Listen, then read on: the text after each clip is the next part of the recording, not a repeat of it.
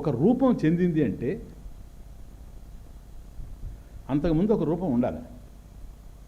ఇప్పుడు చూడండి, బుద్బుదాని అన్నప్పుడు నీటి బుడగలు రూపంగా మీకు తెలుస్తున్నాయి కదా.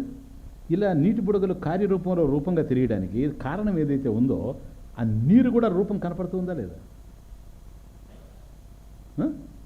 ఇప్పుడు కుండ ఉంది, కుండకు రూపం ఉంది అంటున్నావు నువ్వు.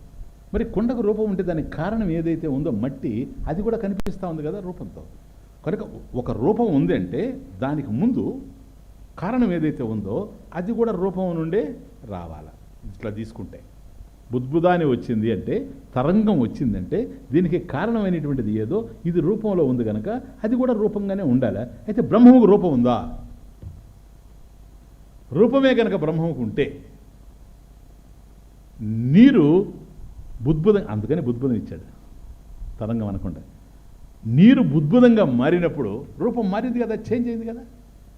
అట్లాగా బ్రహ్మము జగత్తుగా మారితే అంతకుముందు ఉన్నటువంటి రూపం మారుతుందే. మారిందనుకోండి, మార్పు ఏదైనా నశించిపోతుంది కదా. బ్రహ్మం కూడా నశించేటువంటి అవకాశాలు ఉన్నాయా? లేవు. రిప్లై